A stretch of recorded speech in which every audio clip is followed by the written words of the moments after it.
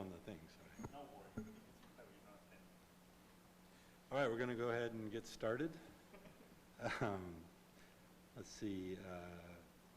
Chris, can you give us an invocation? I would love to. Heavenly Father, we're very grateful for this gloriously beautiful day. We ask Thee to please help us to think clearly and to be able to express our feelings openly and make good choices so that our city can flourish and bring light and goodness to the world. In the name of Jesus Christ, amen. All right, Clark, can you lead us in the Pledge of Allegiance?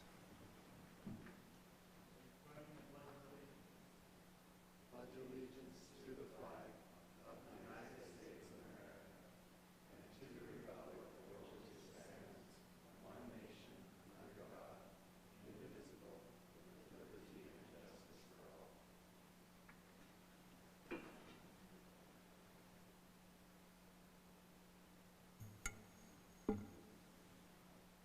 Okay, looks like first item on the list, we'll go right to Commissioner Training.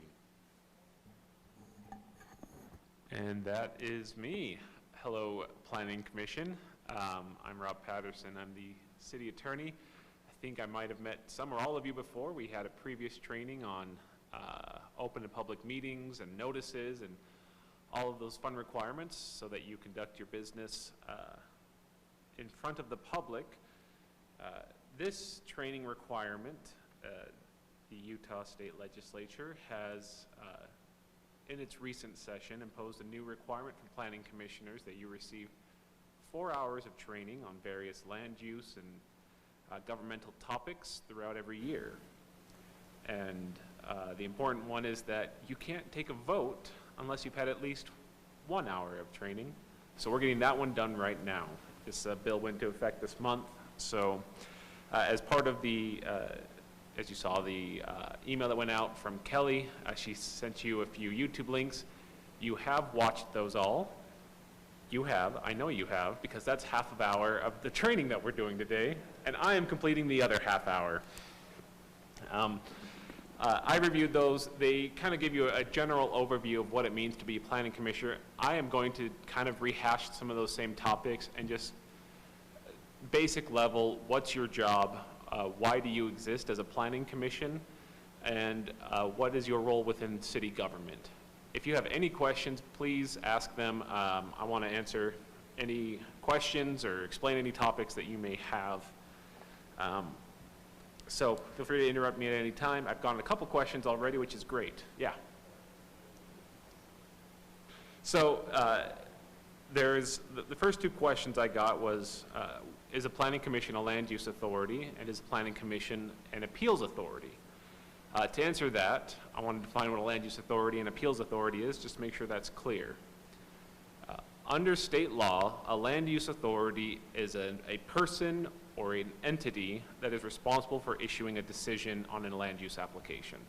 Land use application includes building permits, conditional use permits, subdivision applications, all of the administrative matters where someone says, I'm allowed to do this under code, I want to do it. And someone has to give a stamp.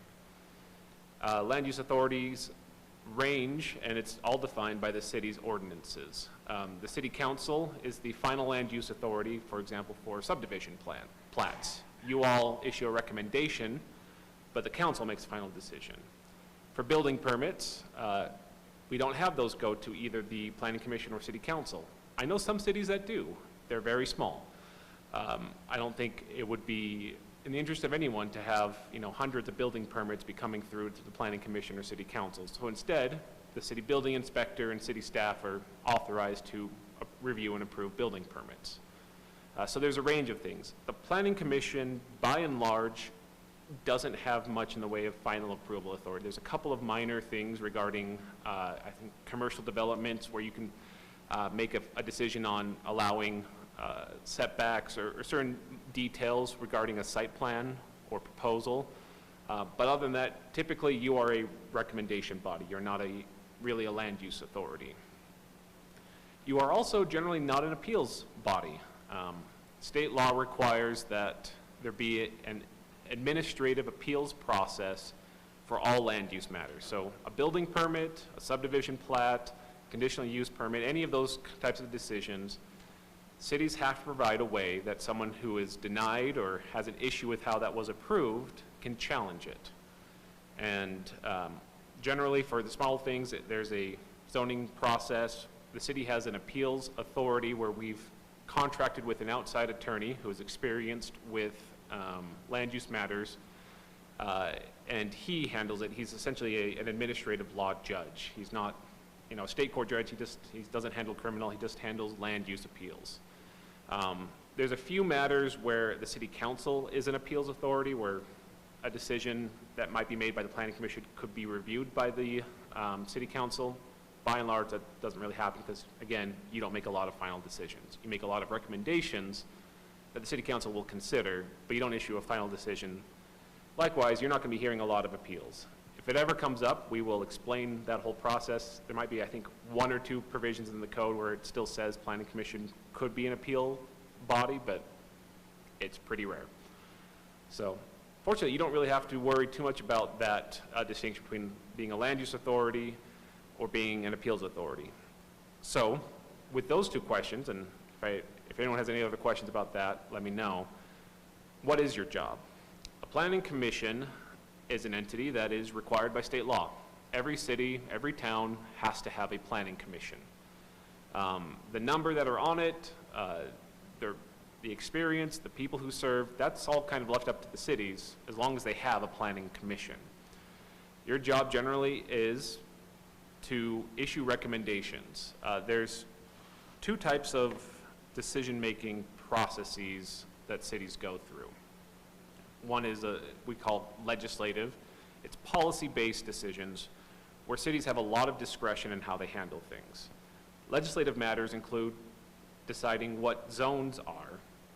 That comes from either redefining what it means to be the R140 zone or a commercial zone, what uses are allowed in each of those zones, deciding which zones get applied to which property. That's all zoning, and that's all legislative. It's all based on kind of policy, the city's general plan, the thoughts and concerns of residents, of business owners, of people who live here, your own experience living in Highland City. You have a lot of discretion there, and you can make whatever recommendation you think is appropriate on those types of legislative matters. So if someone comes in and says, I have an agricultural property or an R140 zone property, I want to go for higher density, and I want to go to R120. You can consider that and grant it if you think it's a good idea, deny it, and by grant or deny I mean issue a recommendation to the city council for them to grant or deny it. But you can do that based on any number of factors that you think are important. If you think, hey, this is a great little, it's a tiny little property, they can't do anything, sure, maybe it'd be better to have a couple extra houses in there. Or if you look at it and say, I see no reason why we need more homes in this place, it's all R140 around it, I don't think that should be granted. Great. You have really broad discretion, feel free to, on those types of matters, and we try to identify them in your agenda. You'll see next to an item, it'll say, particular item legislative, particular item administrative. That clues you in on what you can make your decision based on. Legislative, any number of policy factors. So for today's agenda, we're talking about, and those aren't quite correct in there because they say they're administrative, they are more legislative, and we're doing text amendments for zoning. So we're taking an existing ordinance and we're going to tweak it a bit, or at least potentially tweak it a bit. That's all legislative. That's high-level policymaking. You're not saying this specific site gets it. You're saying, as a whole, our code should say this, or should allow this, or shouldn't allow this. So that's a legislative matter. An administrative matter is all of those land use authority things we just talked about, where you're making a final decision, or in your case, not really. A subdivision plat, a building permit, a conditional use permit, those things where you already have existing code, someone comes in and says, your code says I can build a fence at such a height with such setbacks, I want to do that. And the city says, great, we stamp it. As long as you check off all the boxes, we will approve it. Same with subdivision plats. They're a little more complex because there's a lot more that goes into it. But essentially, once someone comes in and says, I have a property, I can build a certain number of houses, I have provided the roads and the utilities and the easements, I've complied with all the setback matters, they've checked off, you know, the 30 to 50 different check boxes you have for a subdivision plat, then your job is to say, yep, I've reviewed that, it looks good. Often you'll have, you know, the city engineer, city administrator, other people come in and explain and make sure you are satisfied that the plan does in fact check all those boxes. And if you are, if you think looks like it meets code, great. Your job is to recommend approval.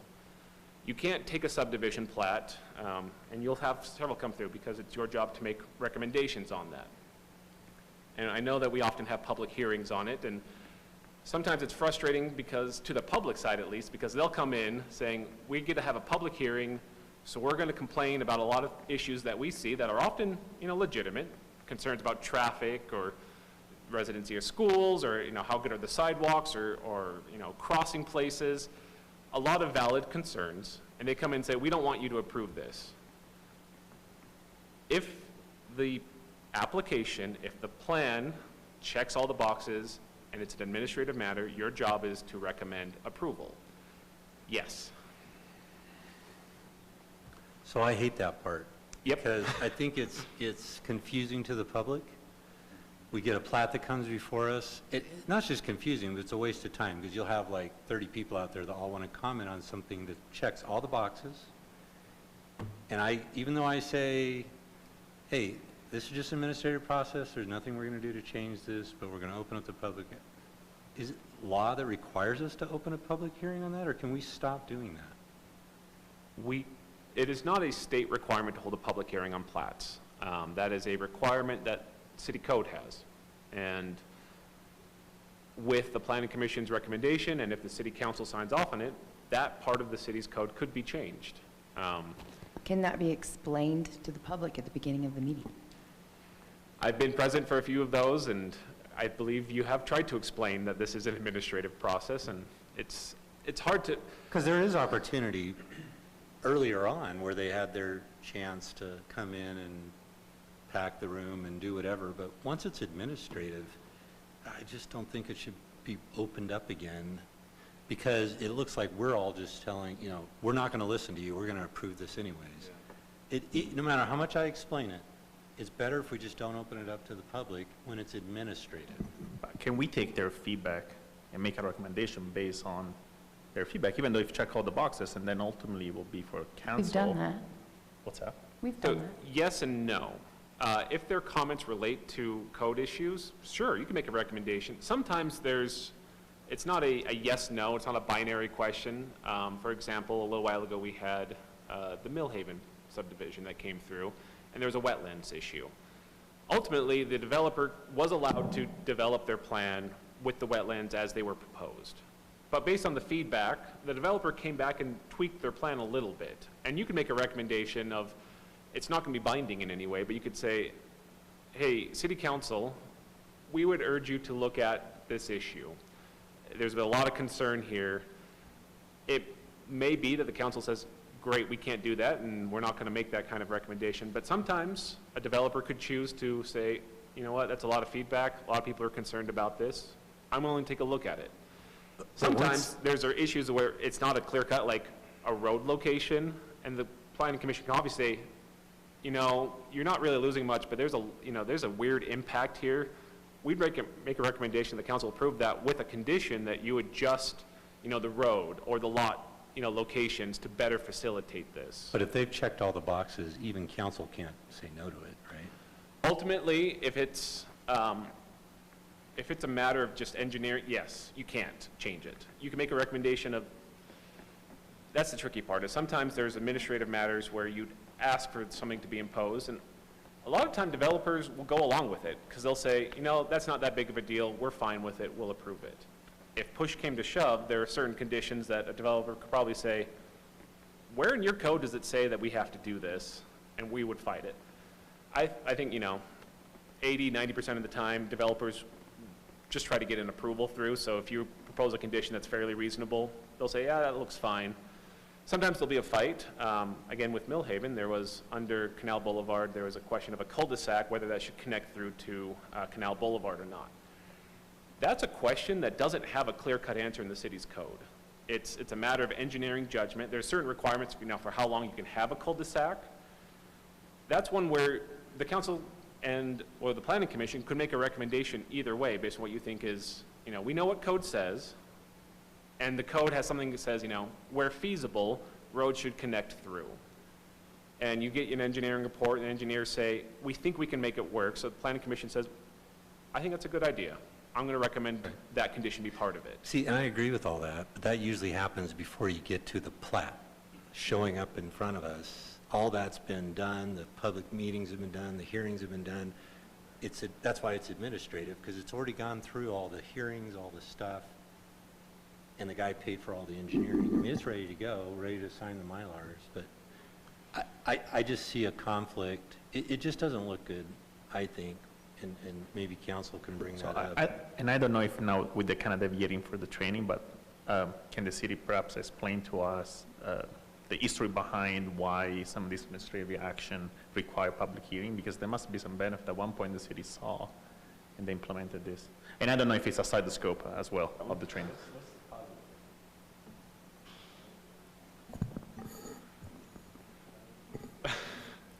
Please, Mayor. We discussed this in council several months ago.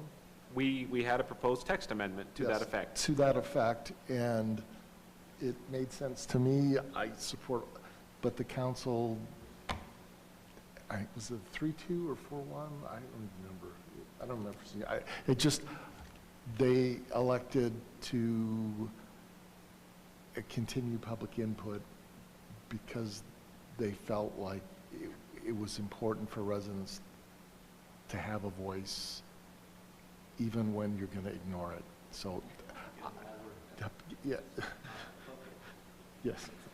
I didn't understand the logic, but that's what the council did, and I tried my persuasive best. I'm clearly not a good salesman. So anyway, It should have come through the planning commission first. I think it did, right? It I came think through the us? planning commission was in favor of it then. And We you can supported it.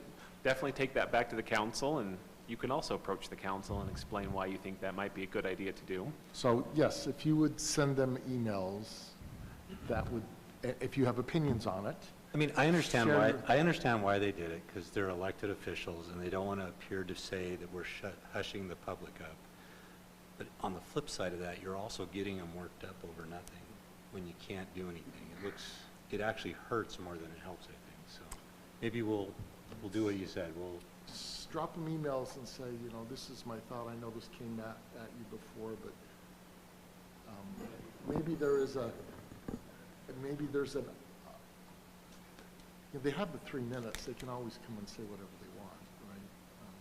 But there was the feeling that they didn't want to be viewed as obstructing public input, like you said. maybe there's no public input on the planning commission meeting, and then when it gets to council, it's opened up to the public. Jerry, I think that we could, I think we could have a banner with Jake Garn's famous quote, "We must consider this carefully before rejecting it."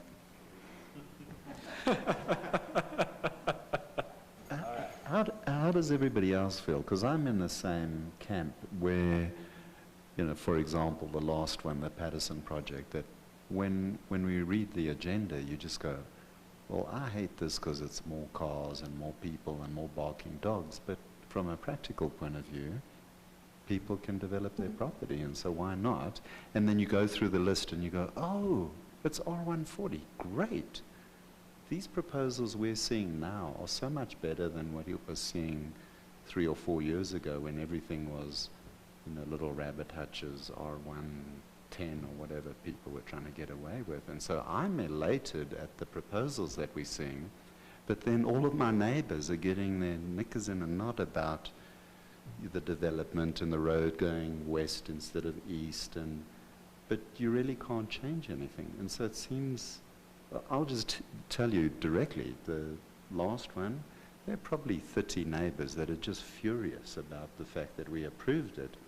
But when you say to them, but there's only one house for every 40,000 square feet, so it's actually a huge win compared to proposals 3 years ago. They're still mad about it. Okay. It's almost like we need a pre-venting, literally venting of thoughts and ideas before, so that they know, and then, honestly, there just needs to be some education. We want to hear from you. This is when you come.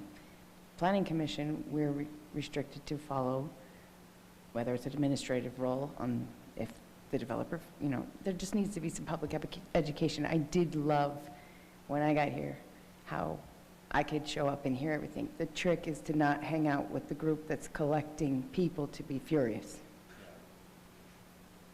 This may be an excellent conversation for a meeting between the commission and the council and have that discussion.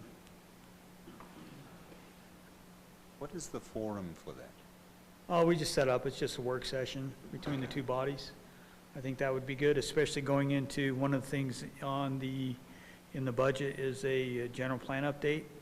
And maybe that would be, start having some conversations about that. Maybe this is one of the topics. But I think annually it's a good idea to have conversations between commission and council to get everybody on the same page and what's expected and things like that. So it just opens the avenues of communication. And I think this would be a good topic for that. I agree. It's nice for us to know how the council sits, so that as we're looking at things, it's not just our personal, it's we know what they're looking for, we know what the makeup is, because they're the elected officials. Instead of having, we're approving everything, they're denying everything. It'd be nice if it's approval, because, and I think it happens that way, if we know what to feed out in the beginning, they're looking for tighter density, or they're looking for, ADUs, or for whatever it is, as we get stuff that comes in, but there's just not a lot of, yeah, zero. So it would be nice to have more regular meetings to where we listen more to council and the mayor of what they're seeing, and maybe some critiquing of what they're seeing coming out of Planning Commission, so that it's more in line with what they're seeing and what they're doing.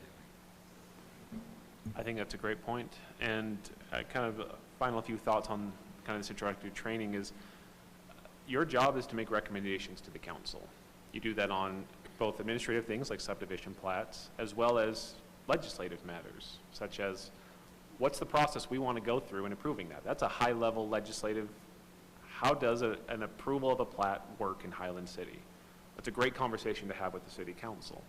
I'll say I sit in city council meetings and it'll come through that you've reviewed something and you get the staff report. I think the council is very appreciative of, we'll have like staff recommended items, 1 through 7. The planning commission in discussion suggested we added, the 8th and 9th conditions, and staff thinks that's a great idea, and the council will often adopt that.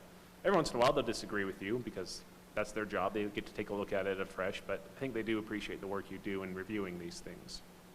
And speaking of, the other thing that you advise the council on is the general plan. Again, that's the high level. General plan's great because it's not a necessarily binding agreement in a lot of ways, but it does set what is the goal, the vision, the future of Highland City. And it's your job to take the kind of first stab at that and say, this is what we've been doing. This is where we think the city should go in the future. And you've been appointed to this body to help make that recommendation to the council.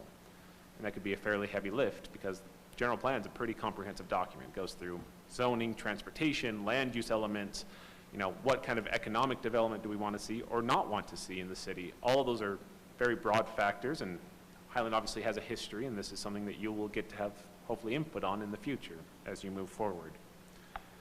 So with that, last couple of thoughts. You are a public body. You are not elected, you are appointed. Again, hearkening back to that open public meetings training, your job is to conduct the business of the public in the public. So we'll have notices and meetings. There are times you will make recommendations on legislative matters. There's times you make recommendations on administrative matters. we've gone through that, you have a kind of different role. Administrative is a series of check boxes.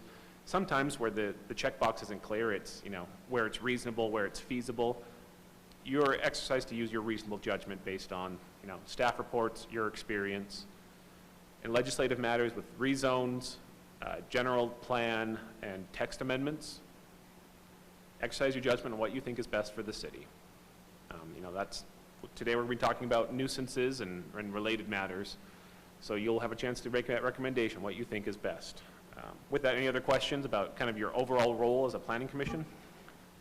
So with the general plan thing, Yeah. and I don't know how everybody else feels, sometimes those things come at us in these meetings, and it's more of a longer discussion. Is there opportunity to have a session where we're not making decisions, but maybe the person who did the general plan can sit there and kind of tell us why he's putting commercial here, why this zoning is going here, and there's more input and planning session before it comes, because a lot of times it comes up here, and if I have a question like, why is commercial going down there and why is that changing there? I mean, I don't know if that's the meat. There's a kind of a broader discussion and back and forth. Is that something we still do here and just let everybody sit there for 2 or 3 hours and watch us do that? Because that's a big, Yep. when that comes up, it's not going to be well, they're the professionals, let's rubber stamp that. At least I'm sure you guys will too. Well, why did you move commercial there? Why is that tighter density? Why is this going over here and go back and but I don't know if council has input into that before it came to us. Okay, so when we're dealing with a project that has that large of a scope, there's a process that's unique to that type of project that we go through. We do a lot of upfront work so that by the time it comes to public hearings, everybody knows and those questions are answered and everybody knows what's going on. Because you're right, you can't come in, so let's take Ridgeview. Ridgeview's the project south of the high school, right? So we try not to have those conversations. We would never drop that in your lap and say, hey, here it is, approve it. That wouldn't work. So in those type of things, we start early and we start with, hey, let's have a work session between the planning commission and developer, or city council and developer, or sit down conversations, or whatever the process is where you can answer that questions. What's your thoughts here? Why is commercial there? What's your thoughts on housing? Why, what's your thoughts on the open space? What's your plans here? And so we bring everybody along in that during that process. And so, yes, all that stuff is flushed out before, ahead of time. I have noticed that. You guys do, Yes. like the D.R. Horton thing is this Yes. Thursday. I'm talking about the city's general plan. Oh, city's general plan, that's a total different process. So when we go to update that, Yeah. oh, yes, there will be multiple study sessions and work sessions where we go through all that kind of stuff. And it won't be, hey, here it is, here's a, 100-page document or 200-page document, please adopt it tonight. No. Okay. Yeah, I that's brain think we damage. do a good job when we have a big project like the one that was at Yes. the high school, like D.R. Horton's starting now with all their stuff around Micron. Yeah. I think that process is good.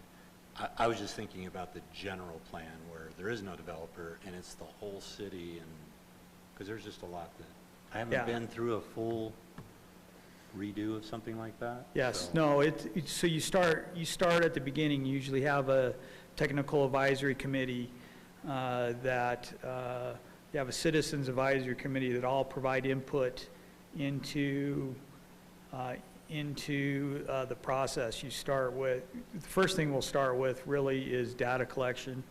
But one of the first things with that is, okay, what is this actually going to affect from a land use standpoint, right?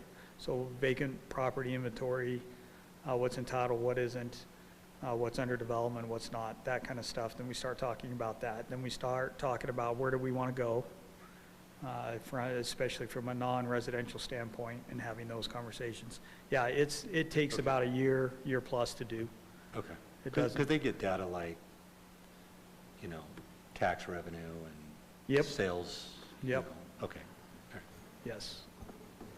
So just on that note, I asked Kelly a couple weeks ago to look at how, if you took all the development that's been approved, where are we at with respect to what percentage are we built out? And excluding future annexations that are part of our annexation plan, when the current development is done, we're 93% built out. If you include planned annexations, like the area up in the northwest, you know, to the west of Beacon Hills, there's some annexations that happen here, and then Bueller property inside the city, we're still 90% built out after everything that's approved is done. So is that worth spending the money on redoing our general plan? Well, there's more to it than that. There are some land use things that we do have to update. There's some park and rec goals that we need to update. There's some economic stuff that we need to update. Some transportation stuff that we need to update. I don't think it's not going to be, it's not going to be, how do I say, you know, a huge thing that impacts a lot. But for example, like on Bueller's, like the mayor mentioned, or areas in our future annexation, nobody assigned future land use to it. That's dumb. You're supposed to do that with your land use map. That's one thing we need to do. And also on that point, the fact that the city's transitioning from development, which it has been basically since it was incorporated, to a point of you're going to be built out, at least majorly within the next few years, you need to update your plan to reflect that. What does Highland look like when it's now a mostly built out city? Do you want to have room for change of use or not? Because that's something that the city could decide, because a lot of cities, you know, if you look at, you know, Salt Lake Valley area, a lot of those cities are built out entirely. For them, their general plan may be, we want to actually allow developers to go buy blocks and tear it down and redevelop it in a different way. So those are things, and not that Highland ever needs to do that, but those are, you know, general plan updates as the city's characteristics change. And just one final, make sure it's clear, when we talk about a work session is just a public meeting. You meet here just like you do with anything else. The public's allowed to come and attend. You just don't have anything to make a decision on. You're just there to discuss, and sometimes you get a very patient citizen who wants to sit through 2 or 3 hours of budget or general plan discussions, and that's great for them. But it's just, a work session is, you're a public body, so you gotta, whenever you discuss your business, you gotta do it in the public. Not to public comment, it's not a public hearing, it's just, they can sit there and watch you if you want, if they want. So with that, if there's no other questions, I think we can move on. That's, you've achieved your first hour of training as a planning commission. Again, if you ever have any questions, feel free to reach out to me or to Nathan. We're happy to explain or address any concerns you may have. And we'll get you posted with the other 3 hours of training that you'll have to do this year.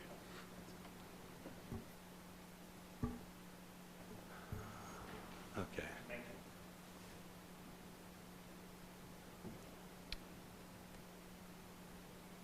Okay, we're going to open up for public hearing. Anybody want to say anything? Okay, public hearing is closed. Do I need to do that for the unscheduled thing? Because there's nobody here. All right, consent items. Approval of the minutes. Do I have a motion? I'll make a motion to approve minute from April 27th, 2021 meeting. Do I have a second? Second. All those in favor? Aye. Aye. Okay, item number 4, public hearing text amendment, nuisances. The Planning Commission will hold a public hearing to consider a request by Highland City staff to amend several sections of the Development Code related to the nuisance noise in commercial zones. Turn it over to Nathan. Since I'm here, Nathan's asked me to take this one. Recently, the City Council, I guess I'll start with, I'm looking at Kelly's staff report, so I didn't write this, but I agree with it. I just haven't read it. But there was a number of issues regarding noise. And as we as city staff, we looked over the city's noise ordinances and nuisance regulations. They were very deficient in that it was, noise could be abated as a nuisance if it was objectionable, if it was unreasonable. There were no real standards. I don't know how, as an attorney, I can enforce something when it says it's unreasonable, because every neighbor is going to be different. And there's some standards that just really couldn't be met or just weren't clear. There's also a particular issue regarding our town center over here. So the city council took up action and amended the municipal code. That's the code that you all don't get to review directly, and amended its noise nuisance ordinance to restrict what was an allowable level of noise and set objective standards in terms of actual decibel levels for different uses.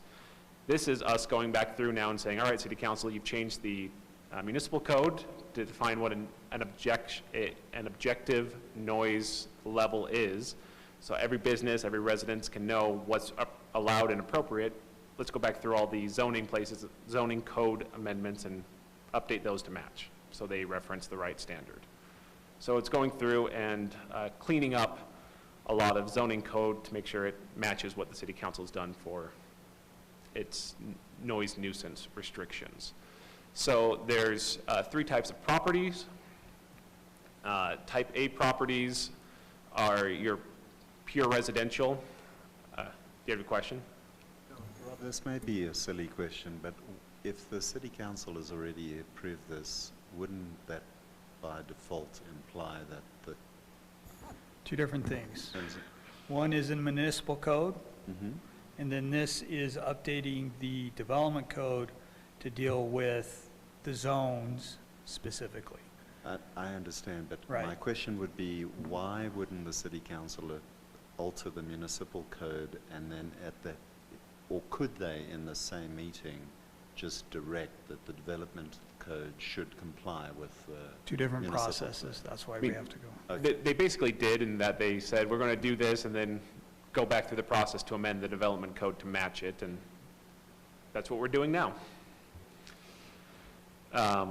So there's 3 different types of properties that are now defined. One is type A, which is residential. Type B, which is other uses that are allowed in residential zones, so churches, schools, those types of things. Type C is everything else. And we put in restrictions on how much noise is allowed for each area for daytime and nighttime hours. There's 2 different levels. One is the ambient noise level, and you restrict it to 10 above that. So if you're in a very particularly quiet neighborhood, it respects that and says, if you have a very quiet neighborhood, great. No one can exceed a certain sound threshold. But for everyone, there's a maximum sound threshold, and that gets defined as, looking at the numbers, 55, 65, and 70, I believe, for each of those noise levels. And we cleaned up a few things, and mostly we went through and removed before, where there was a standard for each zone that said noise cannot exceed a certain level. We're just saying noise can't exceed the levels set up in the city's municipal code. So it's all pointed to the same place, so there's only one place that no one has to go through searching through a lot of code to figure out what the rules are for noise. So is there a component here in which the code enforcer looks at an average over time, or it's up to the discretion of the individual that goes and follow up with a complaint, I'm guessing? Yeah, so enforcement of code in the city is generally complaint-based, but this allows, city staff can go out and actually have a decibel meter and read, when an event is happening and say, oh, you're exceeding this. It can also go out over a period of time, a week before and after, and say, generally the noise in this area is around this level, and we measure at different times, make sure we get an accurate reading, but then you kind of know what the default level is and what that specific issue was. That way we actually have data that we can use to enforce code, rather than someone saying, I don't like this sound, it's too noisy. Because I don't know what too noisy means. And the biggest issue we have is the tire stores, right? Drills, making the... That was an issue. They submitted a conditional use permit. They got approved. this actually is clarifying the standard. It was a little bit confusing, so this does help fix that issue. There's been a few other complaints, so it's citywide. We've just defined it by property types, so residential neighborhoods are quieter. This area in the city center is going to be a little bit noisier. There are also exceptions in the city's code for temporary, someone's running a snow blower or a lawnmower, something like that, an emergency generator. There are exceptions for those types of things.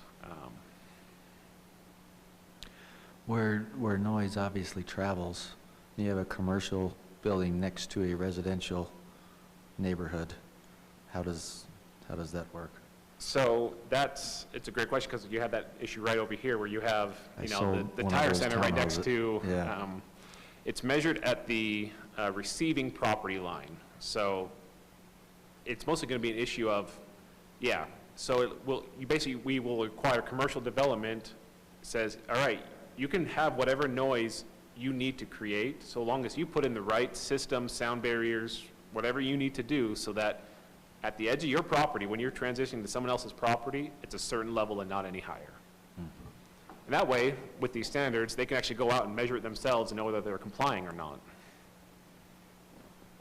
The old standard in some cases was at the point of origin, and that's kind of hard for Yeah, I'm pretty sure this microphone and me speaking is like a 60-ish decibel level, which is, if I you're just gonna run a tire measured shop. you, Rob. You're 67. Right? Oh, so I'm even. So at 67, I was curious about what these numbers were, and I turned mine on and you're 67, just like that. You're almost above what could be done in a residential daytime zone. I was curious where these numbers came from. That's normal conversation can go up to 70. That's pretty low. Anyway, again, this is probably, again, as I think is already brought up, this is something that these numbers are already in the municipal code, but if we're really measuring these values of 60, that's pretty stringent. It is. I was just thinking of all the things I can hear from my house that are happening at schools miles away. They have a certain volume when they're talking on their loudspeaker outside the school, and all the houses around have to hear all the announcements.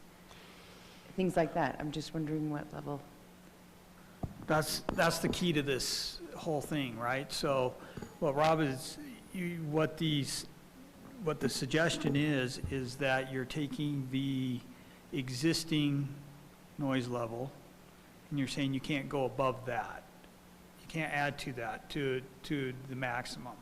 So let's say you were in an area that was dead quiet, you can't add what, 10? 10. You can't add 10 above that. Okay. So if you're in an area that's noisy, you can't add 10 above that to the maximum. So that's the key to that. So if you're in a commercial area, let's say Macy's and whatever, you're going to have a higher ambient noise level versus out in the middle of nowhere where it's going to be lower. And that's really the key versus saying, hey, you can have a maximum level of this to begin with. Because if you all live in quiet areas, more or less, if somebody came in and just started doing, opening a business and did a chop saw 24/7, that'd be kind of annoying, right? So the idea is to catch that kind of stuff that just exponentially increases the noise over right away. That's the idea behind it. But yeah, there are some uses, like schools and things would be exempt because we can't regulate them anyways. But other things that would be, that we just have to work with. The idea here isn't to hit anybody over the head with a baseball bat. The idea here is to say, hey, we need to work with you to bring that down, that noise level down to be in compliance, so you're not having that impact on the surrounding areas. If somebody has a party, are we going to say all of a sudden, hey, here's your citation? No, we're going to say, look, you have a party, please take the noise down. Now, if they turn it into their house into a party house, then that's a different issue. Then we can go in and do what we need to do to preserve the quality of the neighborhood. So that's what we're trying to do. Sorry, Right, one question, just because I work at a business that has to deal with this a lot, because I summer light at the Alpine Country Club, and we probably have the police show up at least once a summer with this. You talked about how schools and some of these tire shops and things have had some, whatever, modifications there. I guess where does this Alpine Country Club fit in this in terms of the mowers and some of the equipment that tends to start early? So daytime hours, city code says you can start, I believe, at 6 in the morning. Oh, is 6 what starts 7. daytime? It's 7 for business 7. hours, so as long as, once it hits 7, I mean, I'm often not awake at 7, but a lot of people, that's daytime hours, so, I was just curious if that was ever grouped in with some of these tire stores. I also happen to live 2 doors away from the Alpine Country Club, and so I just was curious if that was another one of these areas that sits in this residential area, but is kind of this. And I know, Nathan, you brought up this ambient sound, but it seems like it also says in there, but not to exceed this decibel level. So you can go 10 above, but only 60, which ambient 50, I'm just pulling up data from Yale where a household refrigerator is 55. That means it's 65. 10 above 55 is 65, which would be that max in conditional use in residential or residential. That just seems like a low level. Again, probably not our decision to make that, probably a moot point to bring up, but I just was curious. I mean, you could certainly make the recommendation to the council to reconsider that. I will say that the levels that are being imposed are actually higher than what it's currently in the code. For commercial areas, they were limited to 65 during daytime operations and 45 at night, which... At the source. At the source. So that's, I'm not sure how well anyone was complying with that standard. So we've actually raised that level because we've made it so it's at the property line. I mean, if I did have the sound of my, someone's loud refrigerator on my property running all night, that would be kind of annoying to me. Hopefully it's not outside. Yeah, there are, mowers are exempt. Yeah, so there's a list of exceptions, and this may be something that we need to have further back and forth on. We're trying to get it standardized so it's actually enforceable and workable for everyone. And maybe the numbers do need to be tweaked because, I mean, the ordinance was actually based on Salt Lake County's health department, and they had this, and I was a little bit surprised because, like you pointed out, 65 isn't all that loud. It's about how loud I'm speaking now through the microphone. On the other hand, having that maybe go at your property line, having someone with a microphone at your property line would be an objectionable level of noise, but I don't know, it's one of those things I think the council will look at again. We're trying to get it so we can at least start getting data on what is reasonable, and then maybe we'll tweak the numbers from there on. Sounds good to me. Sorry, just another follow-up question. So it says nuisance of noise and light. So are we measuring light nuisance in decibel as well? No, that's just, the code section has another. Oh, as another section that includes Another lights. Okay, subsection. perfect. Yeah, we're not touching that, we're just touching the noise part of it. Can I take this opportunity for an education?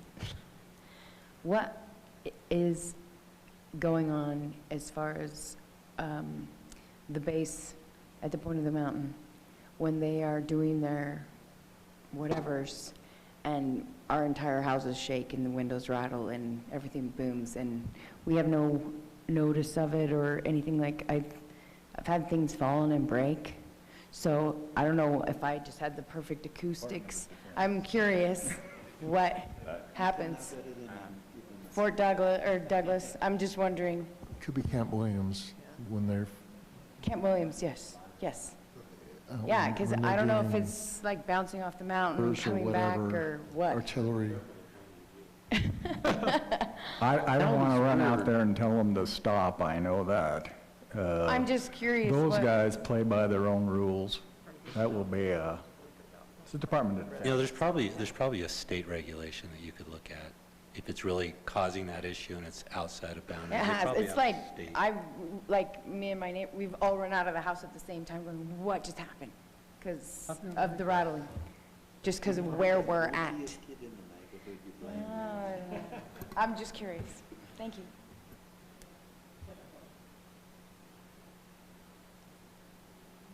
All right, I'll make a motion. Well, let's, just as a matter of form, we'll open it up to the public for any comments. No public attended, so we'll go ahead and close public comment, and we'll entertain a motion. All right, thanks. I'll make a motion to accept the finding and recommendation for approval for the proposed amendment. Second that?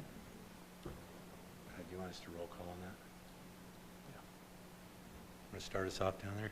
I may be a non-voting member tonight, but my vote would be no. Yes. Yes. Yes. Yes. And yes. And I'm a yes. All right. So could you state your name? I'm Tyler. I just know sometimes, since I'm an alternate, I know sometimes when you have a quorum, I'm, like, I never know if I'm like a voting member, depending upon the numbers or not, but. I guess I should roll call that next time. I'll roll call that next time. Yeah, so, I think, Rob, if there's less than 7 here, is he allowed to be there? Yeah, he's allowed to be there. So that's a 6-1 vote, I believe. Okay. Dang it, Tyler. All right. Next one is public hearing text amendments, sports and fitness. Planning Commission will hold a public hearing to consider a request by Highland City staff to amend Chapter 10 definitions in the Development Code. I'm taking this one as well, I guess. Well, thank you, Commission. This is an update throughout all the commercial zones within the city. It does 2 things. It defines 2 different types of uses, specifies one is not permitted, and clarifies what the permitted one is. So it's C1, CR, and town center overlay zones. There's been some complaints regarding a particular commercial use, and there's been some uncertainty or a lack of clarity in the code. We think it's pretty clear. We just want to make sure we're covering our bases regarding what a sports and fitness center is and is not. So to that end, we were proposing, staff has proposed an amendment to all of those zones and to the definitions. And the definitions that we're adding is a social dance facilities definition that would include things such as, imagine a club hall or dance hall or something where it's just recreational dancing, not a dance studio like the Point or anything like that. It would also not include churches or schools where dances are an incidental and secondary use, as long as they're not just converted into a full-time dance hall. And it also clarifies that sports and fitness centers means organized training or programs for fitness, essentially. We'll pull up the exact definition. Facilities used for physical instruction, training, conditioning, exercising, and sport activities. One of the concerns that came up was, if you have like a Zumba class, that sounds like a sports facility, and it would be. But if you just have a dance that's just open to the public for anyone to come, would that also be allowed for a sports and fitness center to just host as part of a gym? That was not the city's intent, and when the city adopted the sports and fitness as an allowed use within these zones, and so staff has recommended that the code be updated to reflect that kind of difference in uses. How would it impact the current businesses? They're already using maybe this type of definition that is current in the code. Sorry, I missed the first part of the question. Oh, I'm sorry. How would it impact the current business that perhaps are interpreting the code slightly different? The city's perspective is that social dances have never been an allowed use for sports and fitness centers, and we're just coming in and clarifying that and saying, when we said sports and fitness, this is what we meant. We don't understand sports and fitness to be a dance hall. And so this is the city's attempt to, or staff's recommendation to clarify that.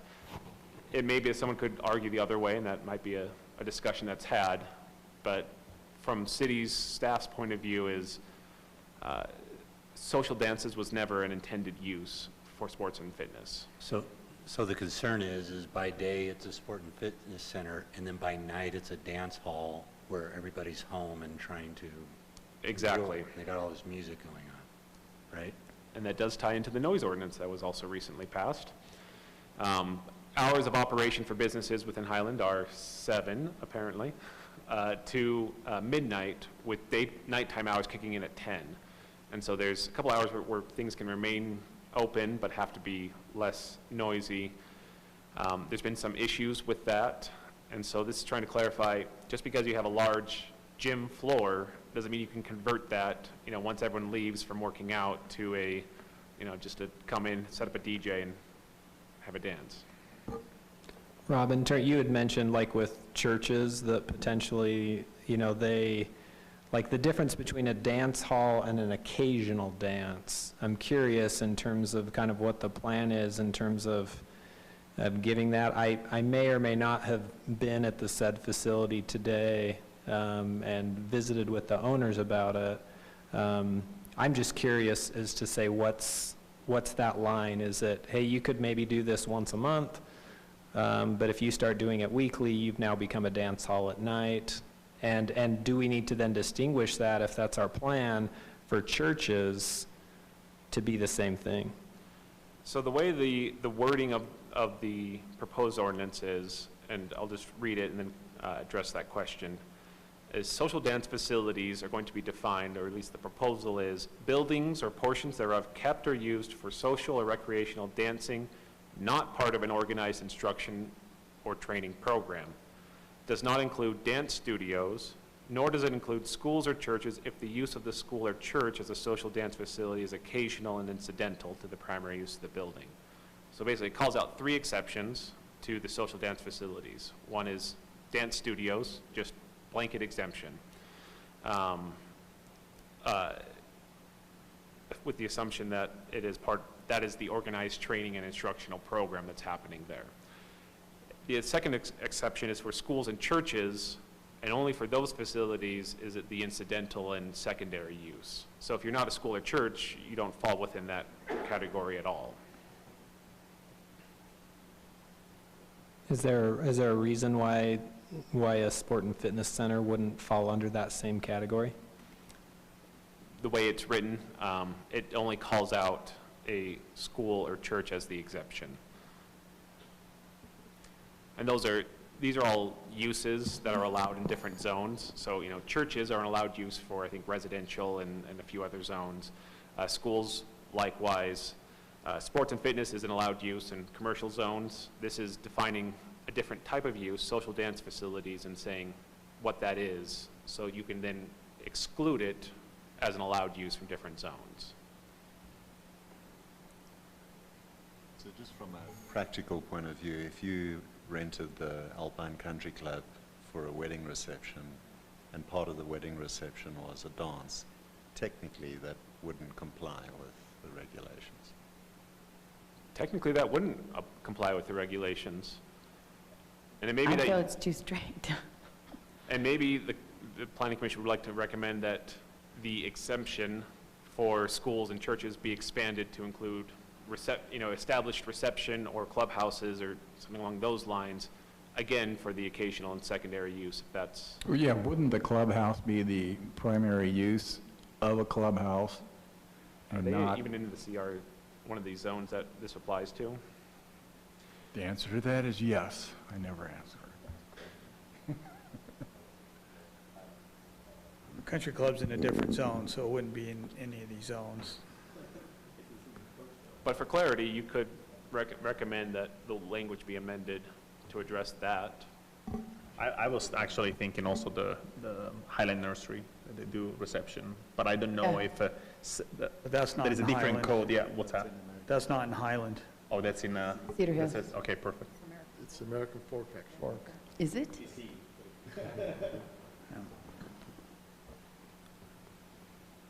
So this would limit, say, you had a fitness or whatever, and you did have a nice floor like this, and you had groups of teachers that wanted to come in, but they weren't, they were just citizens that had a group.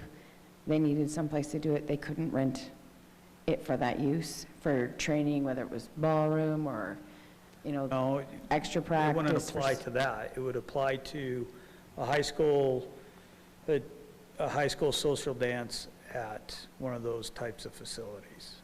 Any program, training or instruction is excluded from the social dance. So if, and that doesn't mean necessarily, like someone has an advertised commercial business running a thing, but, if someone says, I want to run, a morning Zumba class somewhere, great, you're running a program. That would not be part of the dance issue. So one more scenario. So I had a dance at my house in our barn. We limited it to 40 people, kids. Is that a restricted use if somebody had a dance? Should there be a number involved, like anything over X amount of people, or? I have the same question. I have an Airbnb. I got married in my backyard. We had a big dance. I have these things come up, and I try to be really careful with my neighbors that they are all fine with the scenarios and in the time that the noise is played. So I'd like to know this too.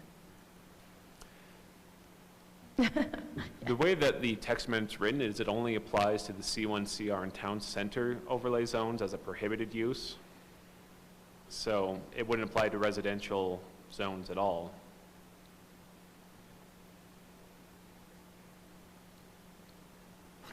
Any other questions? Just to clarify with this, in terms of what their use is until midnight, a sport and fitness center, they could host a indoor soccer tournament, basketball tournament, volleyball tournament with the same number of people, the same noise level, the same traffic, and run that until midnight. They just could not do a dance. That is correct. I think the issue is the ongoing music. It's 10 p.m. Right. It's not midnight. So 10 p.m.'s the time that it would go over to that, or it would transition to the noise center, or just the business itself? 10 p.m. is the hours of operation Okay. for any type. All right, can you flip this slide? Okay, we'll open this up for public hearing. Nobody in attendance. We'll close public hearing, and we'll entertain a motion. Well, I move that we approve this proposed amendment. I'll second it. Okay, Tyler? I'll vote no, just to be consistent tonight. Okay, Claude? Yes, to be consistent. Yes. Yes. Aubrey?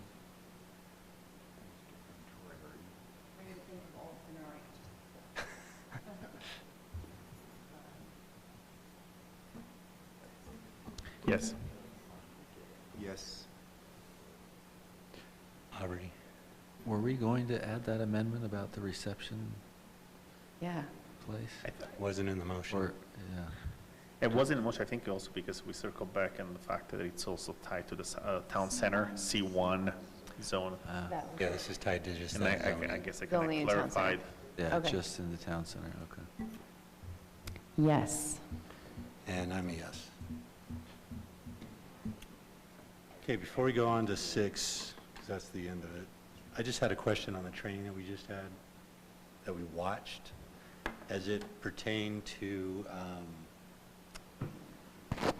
rehab facilities within a residential zone. Yes. Do we have that wording in any of, because in this training, they said, get it out of your code, period. And if it comes to our attention, just call the attorney. The second part of that, we wholeheartedly agree with. We discussed those, if it comes up, that is a matter of discussion, because that implicates the Americans with Disability Act and related protections.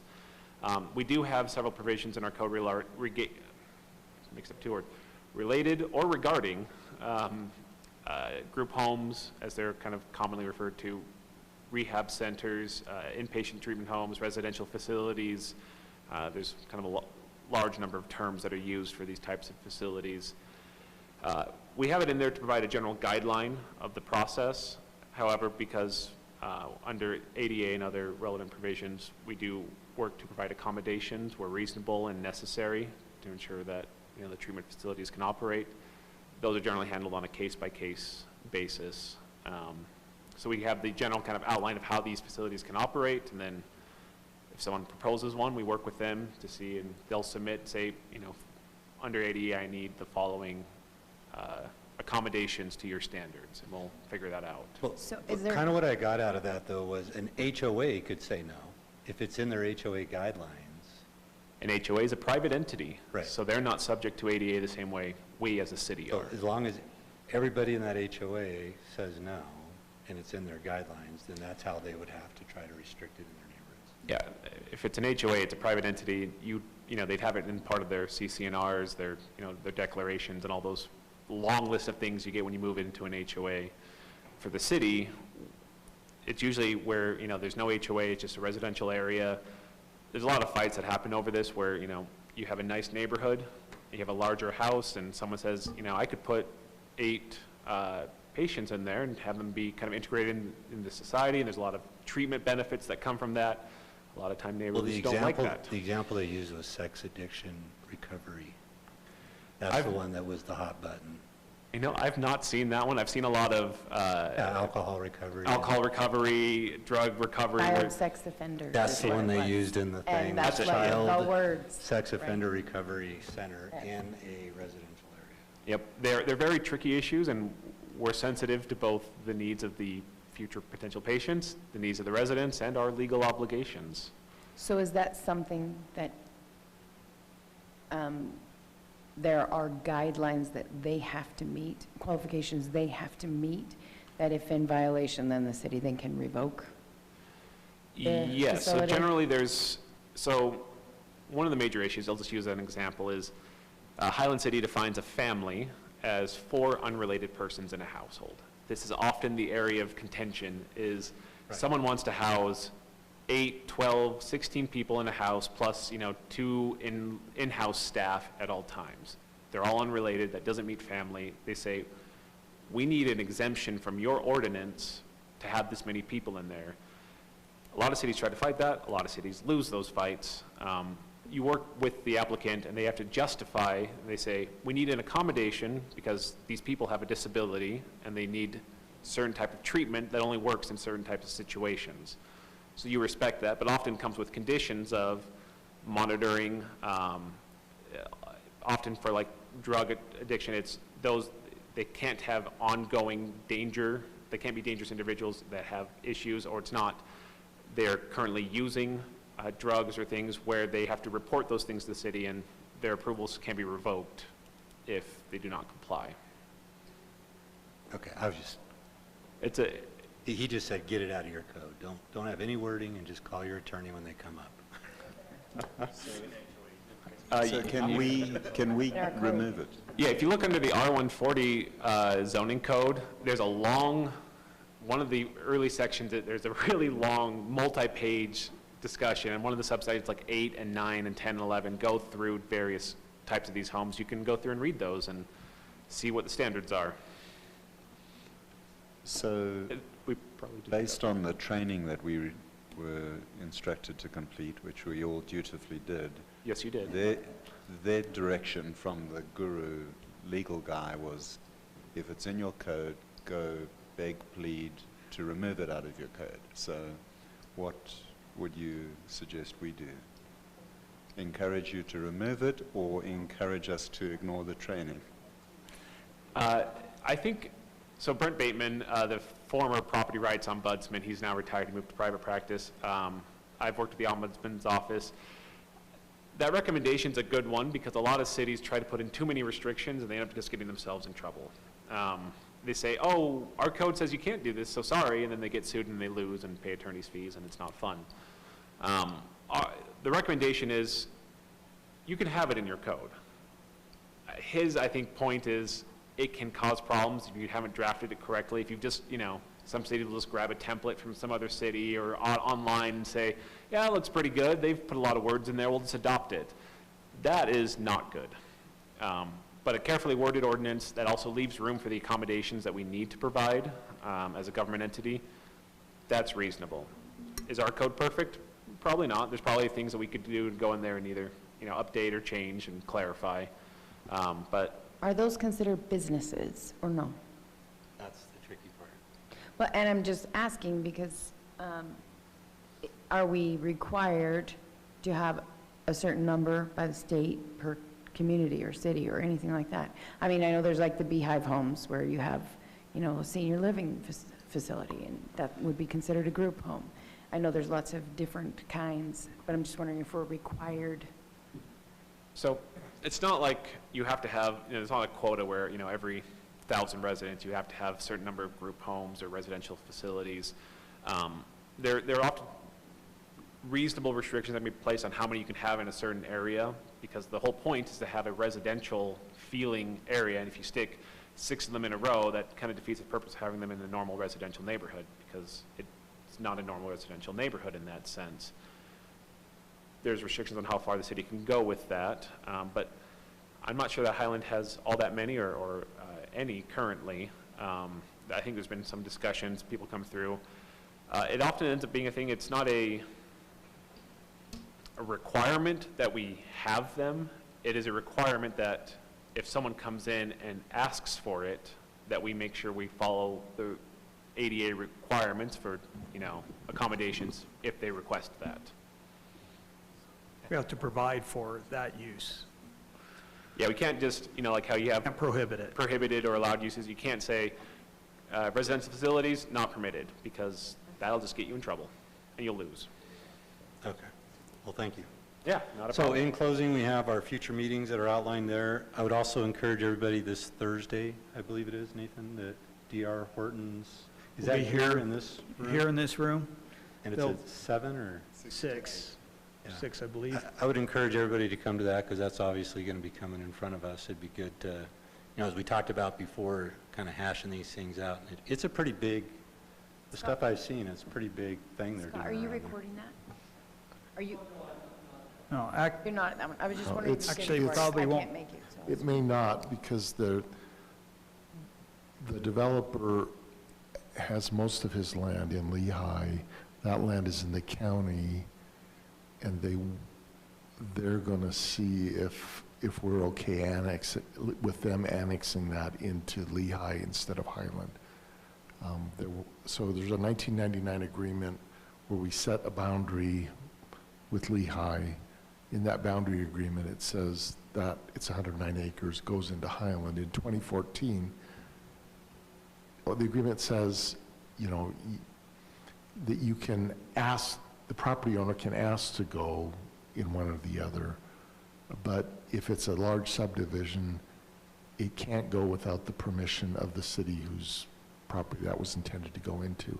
In this case, it was intended to go into Highland. Back in 2014, Micron wanted to put all their property in one municipality, and they had Lehigh's mayor, Bert Wilson at the time, and Mark Thompson had a dialogue. It came before the council as a discussion item, and the council said, we would not, they told the mayor, okay, if you want to, you can sign something with them to say, as long as you keep 2 units per acre in that area, we won't contest your annexation.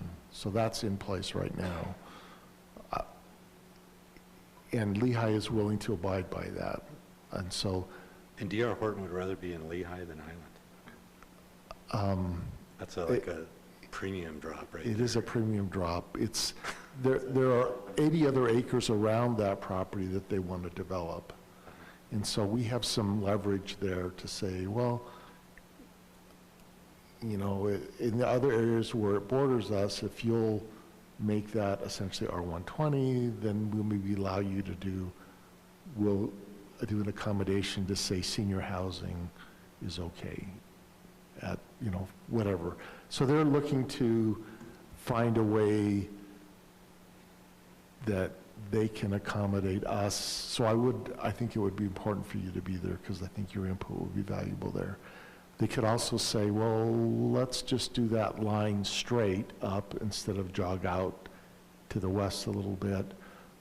There's still some options, but it really will be easier for them to develop if they have to deal with one city for entitlement And then in terms of providing infrastructure, they have to provide water to the other 80 acres, even if this were to stay in Highland, so. So do you want it in Highland or in Lehigh? I am agnostic at the moment. I think if we can find a way to have it develop in a way that's beneficial to Highland in general, I don't have a really hard position. There are the people that vote, some of them have hard positions. I don't vote.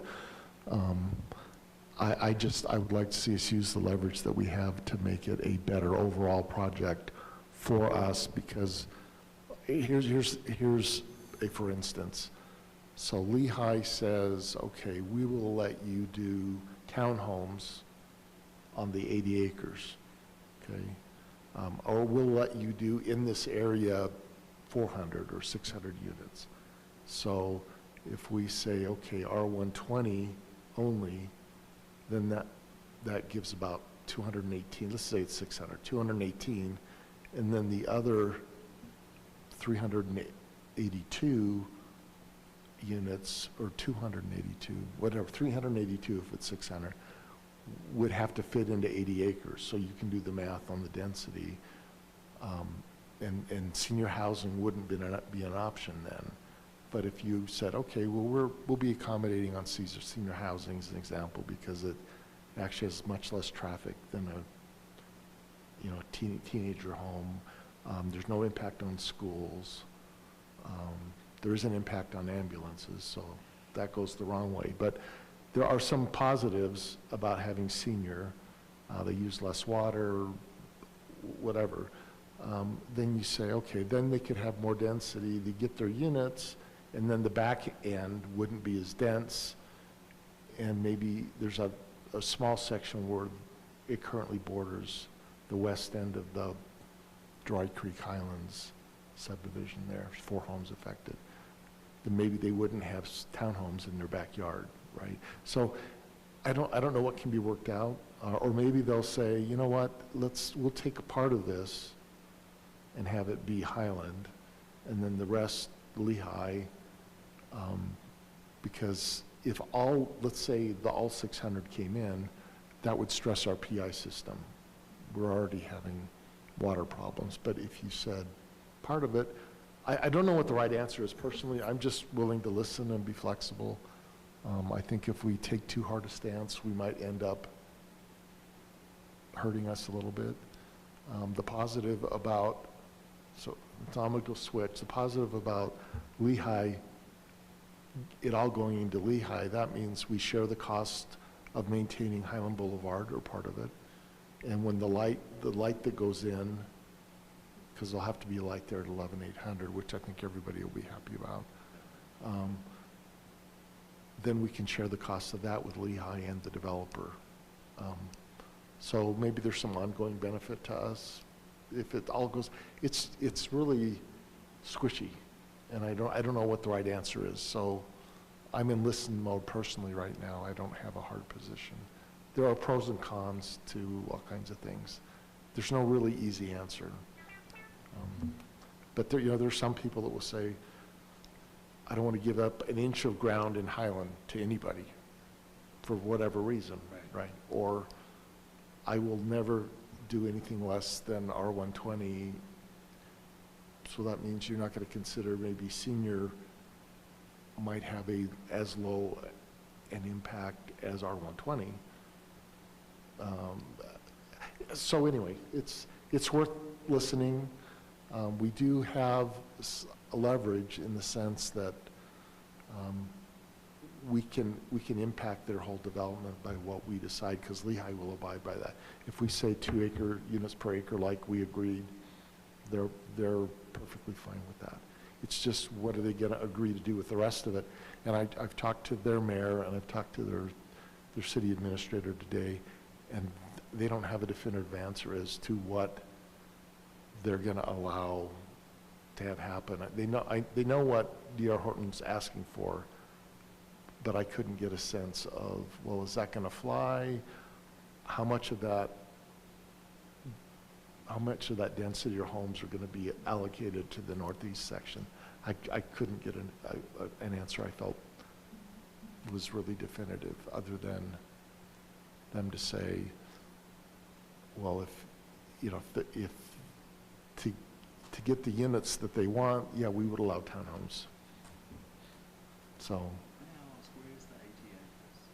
The 80 acres is to the west, so there is some already there, and then to, you know how that property curves, on the north of that, that's in Draper, and Micron was doing this before, and D.R. Horton is doing it now, where they're talking to Draper to say, we own all this property, we think it makes sense to have it all be in Lehigh. So they want to get some of that property. And there is a section evidently on the north that's developable. A lot of it is not developable because the hill's too steep, that kind of stuff. That's where we play paintball. Yes. Yes. Until you guys blocked it all off. And we can't take our cars back there. Yeah, we got to hike over the barricade and we fill back and it says, do not trespass. Anyway, it's an interesting thing. I just know people are going to get really animated about it. And for me, what I tell people, the time for torches and pitchforks is not now. Now's the time to listen. Yeah. When it gets closer to a decision, then, you know, bring out the torches and pitchforks if you feel like it. But I think you need to look at options right now. Just let's see what the options are and what are the choices that are available to us. From my knowledge, it does impact the school district if it goes into Lehigh rather than stay Lehigh Highland at all, boundaries? I don't know. The school districts kind of ignore city boundaries, and they just, they look at, you know, elementary school districts. Right. They you know, because part of our residents go to Sky Ridge, and some of them go to AF, and some of them go to Lone Peak, so they do what makes sense for them. They kind of ignore city boundaries. Well, if you could talk to council maybe about us getting together and having some of these sessions, that'd be great. I think that's a good I think idea. it'd be good just to be on the same page. Yeah. It doesn't have to be long or anything. We're doing better than we used to, than 2 years ago. The last year and a half, 2 years is better than the previous in terms of, you know, the council looks at your recommendations and generally goes with them. I can't think of the last major one. Yeah, I think it just helps us to know where you guys are headed so that we're kind of, because we have all of our own personal. Well, and they all but do you're too, right? Yeah, you're the elected officials, and so it's kind of nice to feed stuff to you that Yes. has been fed out the way you guys want to see it. So I've So been in we don't- cities where planning commission denies everything and council approves everything. I mean, the method was, oh, we got denied, let's go to council, and council approves it. And I don't see that here, I see it. It's better, but I think it's right. If we don't know each other, then Yeah. it's hard to know and many of you are relatively new, so we have in the past been doing it at least once a year, right? So we'll do that again. Okay. And now we can do it off Zoom. Yes. Right. So I'm glad that we're not Zoom. We are Zooming, but it's not because we have to. It's because we want to. And look at your big crowd. You had 2 guests today, me and Scott.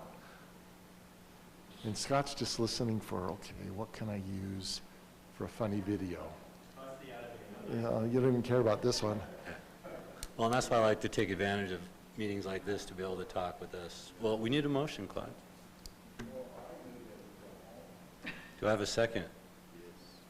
Okay. All those in favor? Okay. I'm going to vote no, just to be consistent.